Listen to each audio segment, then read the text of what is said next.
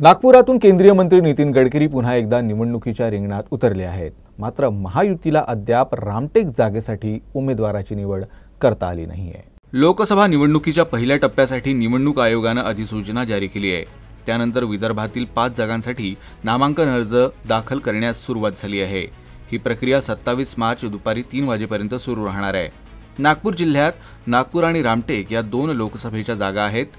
दोन्ही जागांसाठी पहिल्या टप्प्यात मतदान होणार आहे।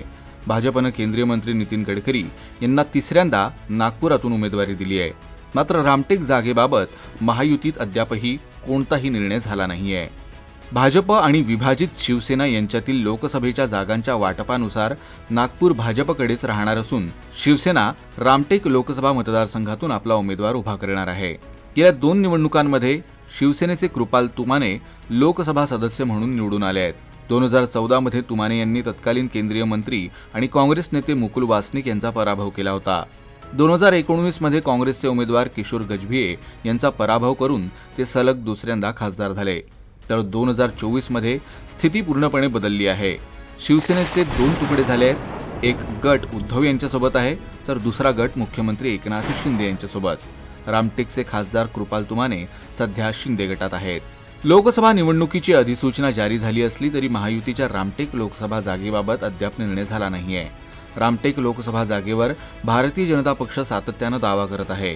या भागात त्यांची संघटना अतिशय बळकट आहे, त्यामुळे शिवसेनेने त्यांना ही जागा द्यावी। प्रदेशाध्यक्ष चंद्रशेखर बावनकुळे यांनी तर मुख्यमंत्री एकनाथ शिंदे यांनी या जागेसाठी मोठं मन दाखवण्याचंही आवाहन केलं आहे। रामटेक सीट आम्ही मागितली आहे। रामटेक सीटमध्ये मोठ्या प्रमाणावर भारतीय जनता पक्षाचं प्रस्थ आहे। बूथपर्यंत आमचं काम आहे। शिंदेजींनी मोठं मन करावं अशी आमची त्यांना विनंती आहे। पण आता शेवटी जे काही महायुतीची बैठक होईल त्यामध्ये जो अंतिम निर्णय होईल तो मान्य राहील।